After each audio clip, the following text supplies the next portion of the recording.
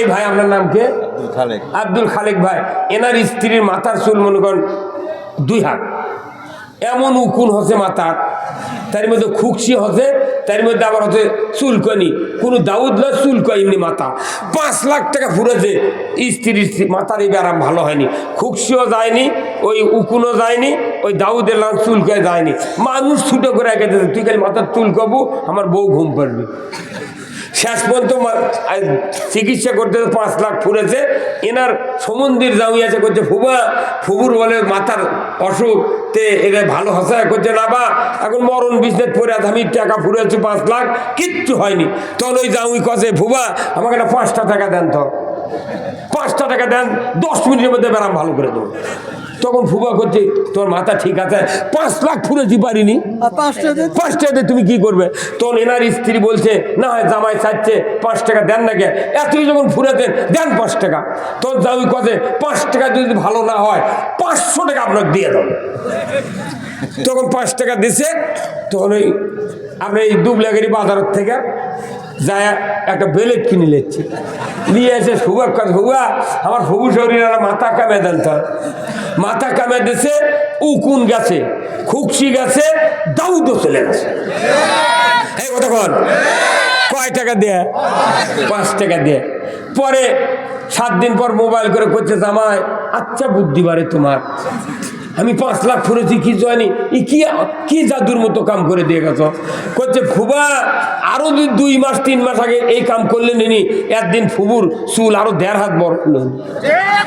এই কথা কোন টাকা আমাকে রে, মাথা উকুন হলে, খুকসি হলে আর দাউদ হলে বেলেট লাগবি। বাংলাদেশের একটা মাথা আছে, সেই মাথার নাম কি?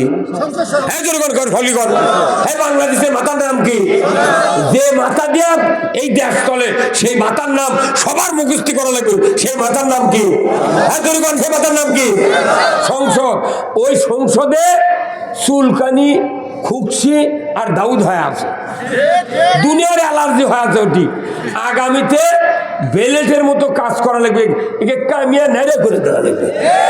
এই ভাই কথা ভাই কিনতে কথা বললাম, আপনি কথা বললেন না, আপনি কোন গ্রুপ? আমি কোন গ্রুপ লই? তাহলে হবে না। বদরের যুদ্ধ করছে সাহাবীরা তরবারি দেয়া, তীর ধনুক লিয়া, আর আমাকে যুদ্ধ হলো ভোট যুদ্ধ।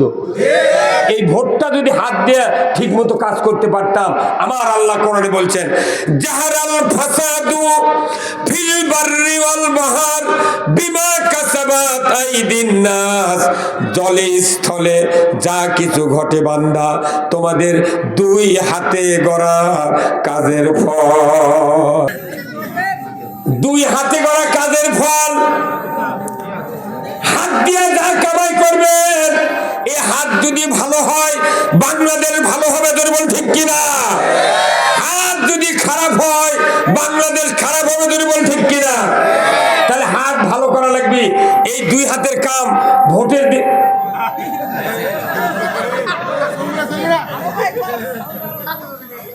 2 হাতে যদি ভালো হয়, তাহলে 1 হাতে থাকবে ব্যালট, ডান হাতে থাকবে কি? শিল। 3 দিকে সালাই, 1 দিকে দুয়ার, এমন জায়গায় মারবেন কিল, 4:30টার সময় ওরা হেরে চলে যাবে, তবে আর হবে না রে, ইসলাম আর সান্দা গেল না। এই 2 হাত যদি ভালো করে এই বাংলাদেশ ভালো হবে। 2 হাত খারাপ হলে বাংলাদেশ খারাপ হতে বাধ্য। একটা গরুর দাম 1.5 লাখ টাকা, একটা বকরির খাসির দাম 30,000, একটা ভেড়ার খাসির দাম 10,000 টাকা। আর বাংলাদেশের মানুষ এতদিন যা করছি আমরা, হা হা, ভোর 4টার সময় ইনক্লোজারের মধ্যে ঢুকে মেম্বার চেয়ারম্যানকে হাত দেখায়, চাচা এখনো কালি ভরায়নি, মানে আরো ½ কেজি জিলেবি খাবি। গরুর দাম 1.5 লাখ, খাসির দাম 30,000, আর 270 কোটি টাকার মালামাল দেয়া যে আল্লাহ আমাদেরকে বানাছে, সেই মানুষ ½ কেজি জিলেপি দেয়া ভোটের দিনে 4 বার বিক্রি হয়। সিদ্ধান্ত নেন, এই হাত দিয়ে, এই হাতের হিসাব হবে কিয়ামতের ময়দানে। আপনার এই হাত দিয়ে যদি অসৎ নেতৃত্ব কায়েম হয়ে পর, ইসলাম যদি ভুলুণ্ঠিত হয়, সুদ যদি চালু হয়, মদ যদি চালু হয়, লটারি যদি চালু হয়, চুরি যদি চালু হয়, জানা যদি চালু হয়, আমাদের ইবাদত বন্দেগী দিয়ে জান্নাতে যেতে পারবো না।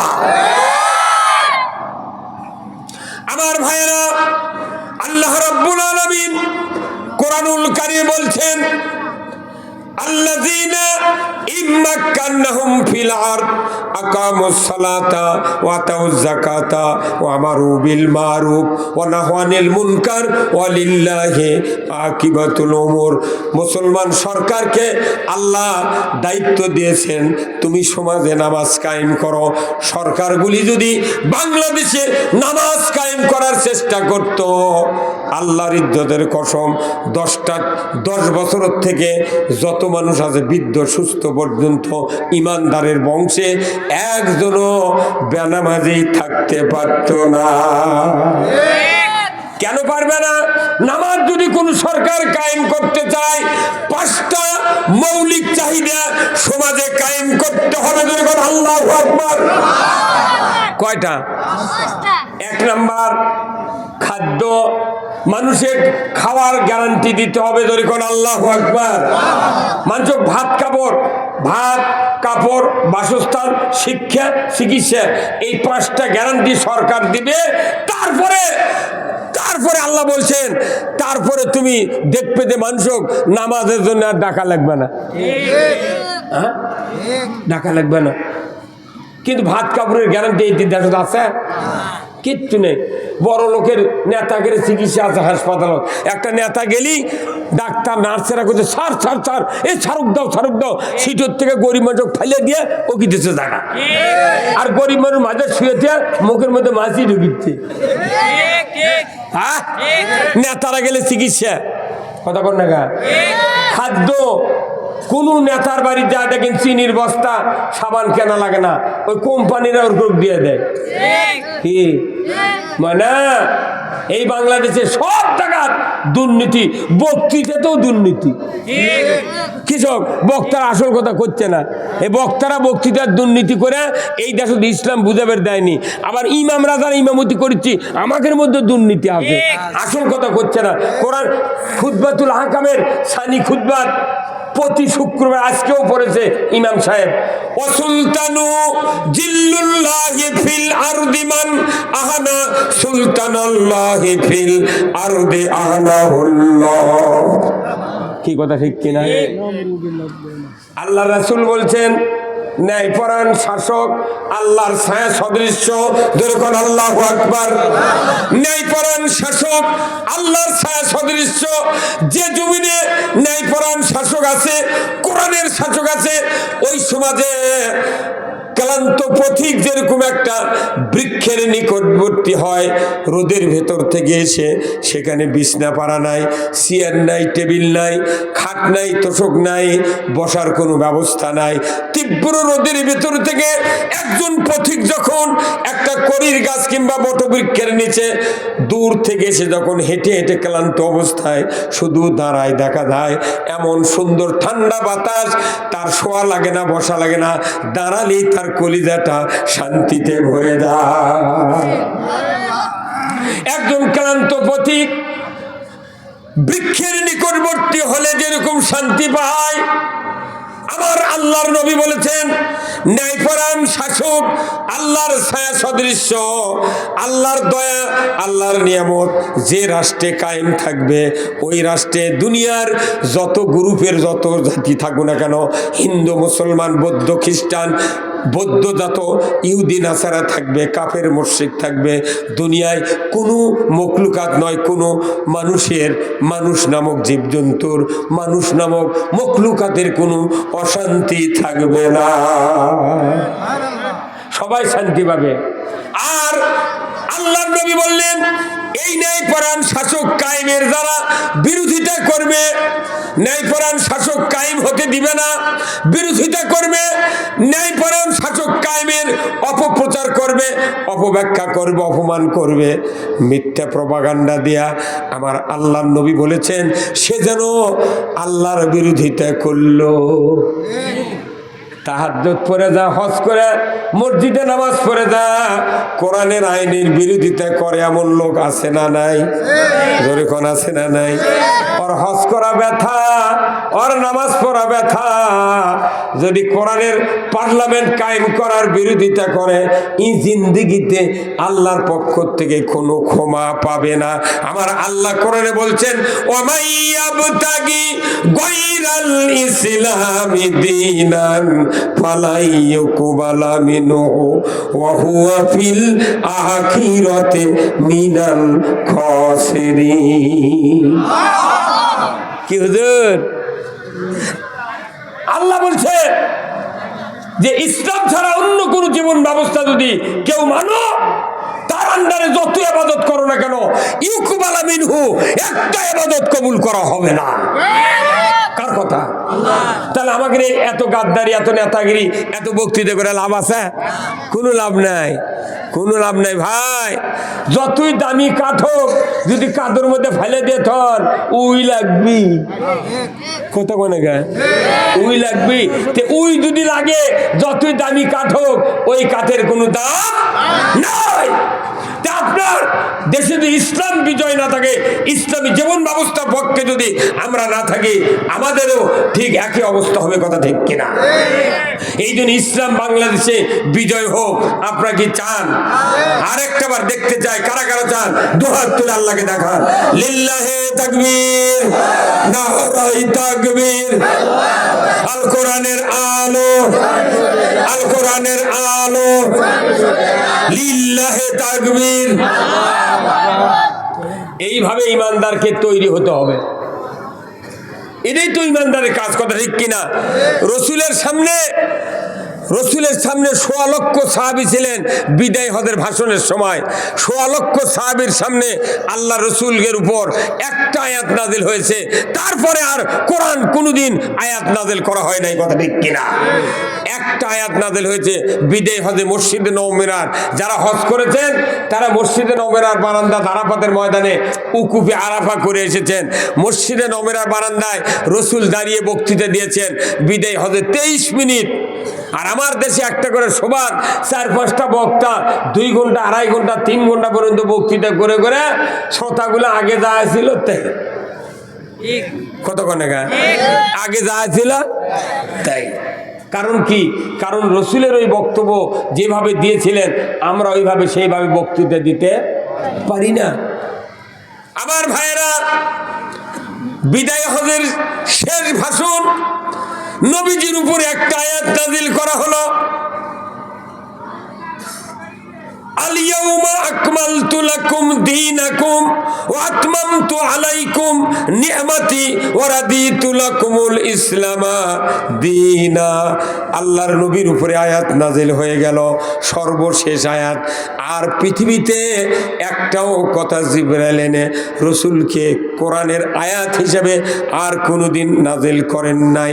আল্লাহ জানিয়ে দিলেন, আল্লাহ তাআলা জানিয়ে দিলেন রসুলকে, হে রসুল, আজ থেকে ইসলামকে পরিপূর্ণ করে দিলাম আপনার জন্য। ব্যক্তি, পরিবার, সমাজ, রাষ্ট্র, অফিস, আদালত, কোর্ট কাছারি, অর্থনীতি, সমাজনীতি, রাজনীতি, জীবনের বিবাহ শাদী, লেনদেন, ব্যবসা বাণিজ্য, যুদ্ধনীতি, রাষ্ট্রনীতি, পররাষ্ট্রনীতি, জীবনের ক্ষেত্রে যা দরকার সব পরিপূর্ণ করে দিলাম। ইসলামের আর কোনো একটা অংশ আমরা বাদ রাখিলাম না। ভাইরা আমার, আল্লাহ তাআলা ইসলামকে পরিপূর্ণ করে দিলেন। বিদায় হজের দিনে সব শেষ, আর দরকার নাই।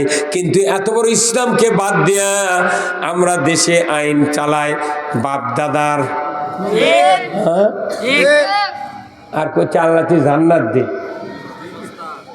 অতি সোজা খালি চেরা। এই বসিতে মাছ মারে না ভাই, খালি কালা যদি ওই পানির মধ্যে কিয়ামত পর্যন্ত ডুবে থন, চেরা না দেয়া একটা ডাকরাও কি ঠোকর দিবি? কথা কয় না রে। কালারে নতুন কালা একটা ভুলেও কি ঠোকা দিবি? কারণ কি ওটি মাল নাই। ওটি হয় আটা দেওয়া লাগবি, নাই পাউরুটি, নাই চেরা দেওয়া লাগবি। তাহলে ওই খাবার পারুক না পারুক, 5 চোখের মাছের মধ্যে তো কালা যায় না, কিন্তু ঘুরতেই শেষ করে দিবি।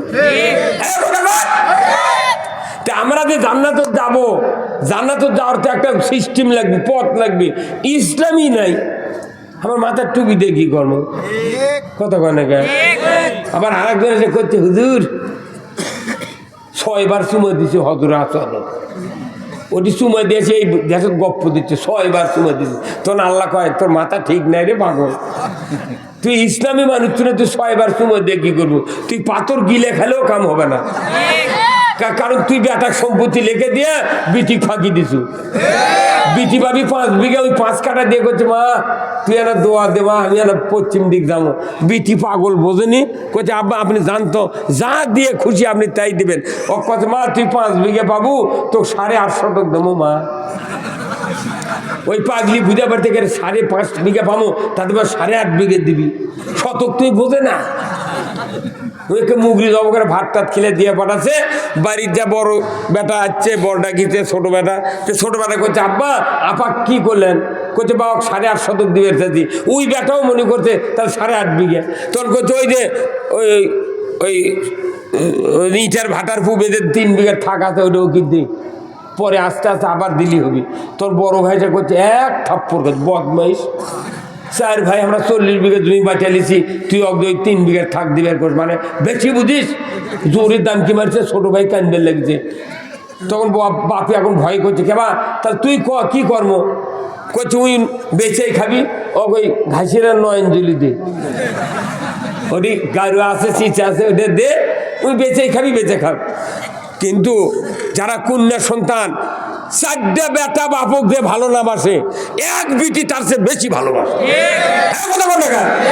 আর সেই মেয়ে চল হলে মুখের দিক টাকা দেয় না, কইলে কাম হলো হুজুর, যা চাচলো তা হয়নি। তুই কি চাচ্ছিলু?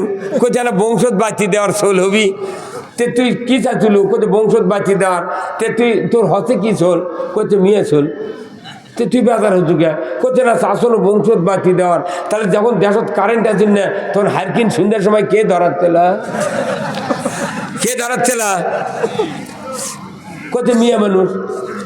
তে তুই বাতি ধরনের মানুষ চাচ্ছু দা, সে তো মিয়া চল হতে। তুই কি করছিল? মসজিদের মুয়াজ্জিন দে, ইমাম দে করছিল, হাফেজ করতে না। তুই চাচ্ছি ভুল করছু। তুই যা চাচ্ছু পীরের চেয়ে তোর তো আগে কবুল হতে। এমনও মেয়ে চলে আছে, বাপ মরে গেছে, ভাবি কছে, মা কছে, মা আব্বার একটা পাঞ্জাবি আর একটা লুঙ্গি দে, আমি ধুইয়া ইস্ত্রি করে পলের জন্য বস করতাম। যখন বাপের কথা মনে হবি, ওই লুঙ্গি আর পাঞ্জাবি দেখে আমার বাপের জ্বালা মিটামো। আর 4টা বেটা বাড়ির ঘুরছে ফিরে দিয়ে, বাপের জ্বর হয় কেকাচ্ছে ঘরের মধ্যে। মায়ে করছে, কেবা তোর বাপের জ্বর হসে, দেখে দেখবো না। আর ওটি বিটি আর এক গাঁত বিয়ে হসে, 6 বার করে ফোন করে করেছে, মা আব্বার জ্বর সারছে, মাথার পানি দিয়ে দিছু, কি দিয়ে ভাত দিছু, আব্বাক না রুটি বানে দে। 6 বার করে বিটিয়ে কয়। আর যারপর ভেউ লেগে দিছে, এরা করছে, মা আব্বার ক্যাঙ্কা করছে, বা জ্বরে ক্যাঙ্কাচ্ছে, তোরা কেমন আসিস না, দেখিস না। তখন ওই বেটা করছে কি, পীরের থেকে দুয়ারে ভুলকি দিয়েছে লাখত কাপড় দিয়ে দিয়ে করছে, আব্বা ক্যাঙ্কা। কি করছে? করছে আব্বা ক্যাঙ্কা। দেখি তুই বাড়ি করে দিচ্ছ, আর ওই তিলের কিনে পালসার গাড়িটা মাস্তানি দিচ্ছ, তোর কব্বরের কাছে যাবি, বরে ভলন দিবি, জোরে ভলন দিব। আর যে মিয়া তোমার জন্য চোখের পানি ছেড়ে দেয়, 6 বার করে ফোন করে কয়, মা আব্বা কেনা রুটি বানিয়ে দে, সেই বিটি ফাঁকি দিয়ে মোটটা হয়ে বেটাক দিচ্ছেন, বাটাম ফাটাবি। এই কথা কোন টাকা? 50 বছর বয়স হয়ে গেছে বিয়ে করে, বিটি কত স্বামী এ লে রে সোলপুর লেখাপড়া করছে না, ওই নয়নজলি বেশি রে, এখন ভালোই দাম আছে বেশি। করছে না বাপ বাচ্চা যতদিন আছে কালি ভরা মনে হাত। এই কথা কি? 25 বছর পর এই মাঝিরা নয়নজলি 3 লাখ টাকা শতক লেগেছে। 3 লাখ টাকা শতক, তার 8.5 শতকের দাম কত হচ্ছে? 25.5 লাখ। এখন বড় বেটা আছে, আব্বাক ডাক দিছে, দিয়ে করছে, আব্বা এগুলো তোমার কাম। কি কাম? চক পাতার মধ্যে জমি দিলে তাও 3 লাখ টাকা বিঘা, 5 বিঘার দাম হলো 15 লাখ। আর এটি 8.5 শতক, ওই 25.5 লাখ টাকা পাচ্ছে। ও ভেউ দেয় ভালো হয়েছিল আব্বা, এটা তো আমরা 4টা ভাই দোকান করে খানো হনি। তোর বাপে কোথায় বদমাস, তুই তো এই বুদ্ধি দিয়েছিল। কথা কর, এই বাপের যারা বড় বেটা এরা বুনো ঘেউ দিবেরই চায় না। কথা বলে এই সবার দিনে তাও বুনোর দাওয়াত দেয় না, কারণ বুন আসলে মেয়ের কথা কবি সেদিন অকবার বুনক সম্পত্তি না দিয়া বিটিক সম্পত্তি না দিয়া তুই 12 বার চুমা দেয়া লাভ হবে না, পাথর গিলা খেলেও লাভ হবে না। আল্লাহ রাসূল বলছেন মান কাতা মেরা সাহু কাতা আল্লাহু আব্দি, যে ব্যক্তি অংশীদারিত্ব থেকে কাউকে সার দেয়, বাদ দেয়, কাট দেয়, আল্লাহ তার বান্দার তালিকার থেকে নাম কেটে দেয়। ঠিক কিনা?